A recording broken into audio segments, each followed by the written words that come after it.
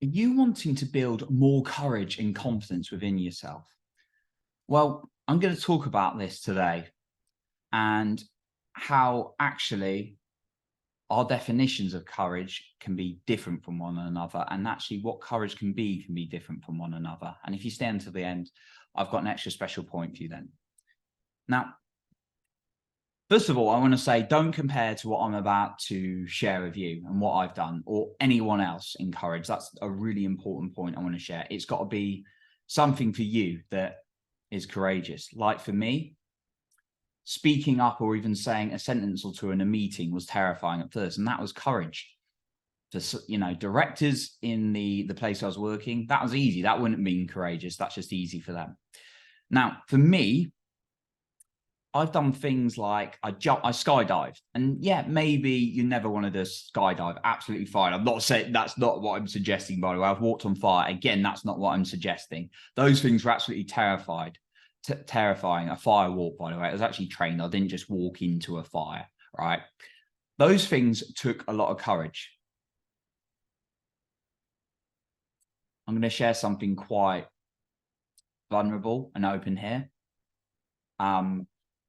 Because I think that for me really builds self-esteem and confidence.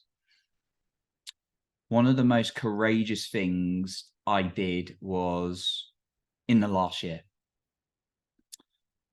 And that was telling someone how I felt about her. After having lots of times been ghosted and rejected in the past.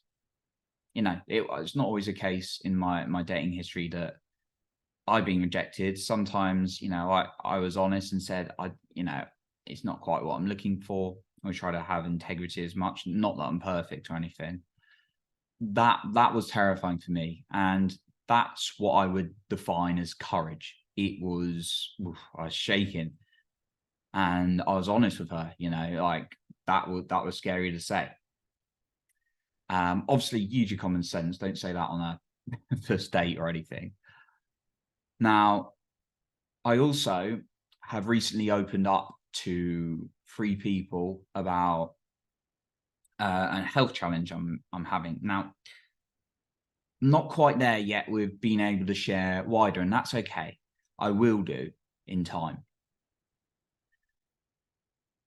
And even taking the smallest actions can be courage.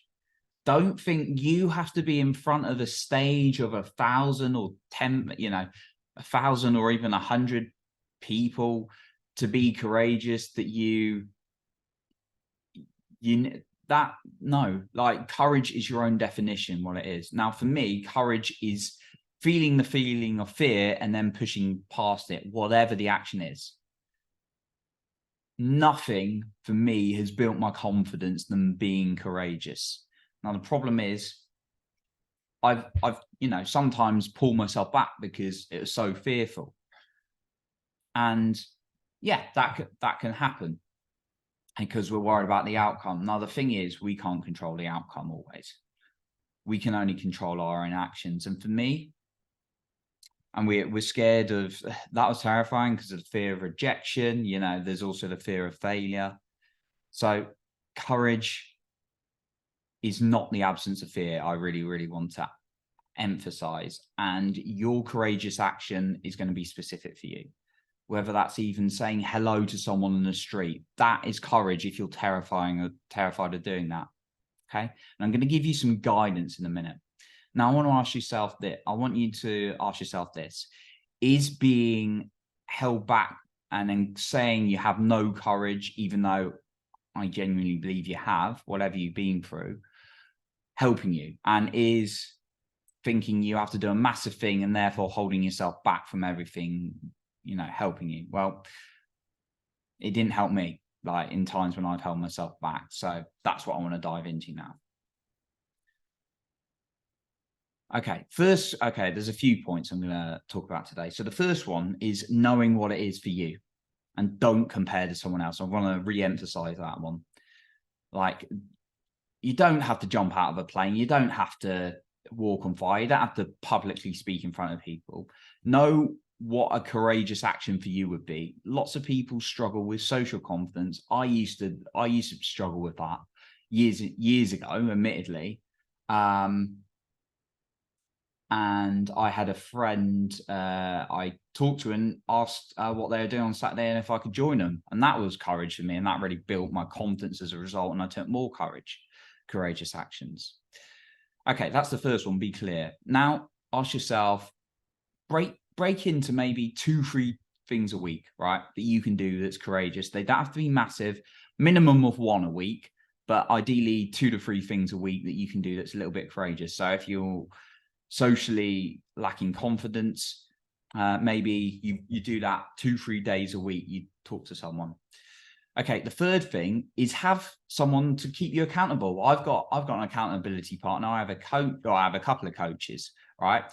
But I use my accountability partner as most of my accountability. The coaches will help me work through things. So get someone to hold you accountable. Say, like, I'm going to, using the social confidence example, I'm going to speak to someone maybe in your workplace or in a business capacity and just, say hello or good morning or have a phone call today, right? And say, I'm going to do that today. Hold me accountable. The fourth step is praise yourself. When you do it, praise yourself. I praise myself. After I did that, I was like telling her how I felt. I was almost in tears by myself because I was just like, wow, I've got so much respect for me for doing that. So I want you to recognize yourself for taking courage. The fifth one, recognize it's okay to feel some tough emotions when you're facing your fears. I'm actually going to release a video this week. It may or may not be before this episode, where it's a really vulnerable share. I'm in tears. It's recorded from the other day because I wanted to use an example of how emotional it made me feel to really face some of my fears and things weren't going well. Yeah, I was reaching out to people, getting support, getting the love from them. And it felt like it's not about external validation. It's about the right support. And I just wanted to share how emotional facing some of my fears felt. Yeah, I recognized the courage within me was amazing. And when you can start recognizing what you're doing and the courage you have within you, that's incredible. I'm almost starting to tear up here, as you probably, if you can see me, probably tell. If you can hear me, maybe as well. Okay, and my final bonus point for you really is I want you to remind yourself of all the times you've been courageous. I do this every day. Look at what I appreciate about myself. Remind yourself of all the times you've taken courage. Maybe it was going to school on your first day. That is courage. I bet you were nervous as a little kid. Going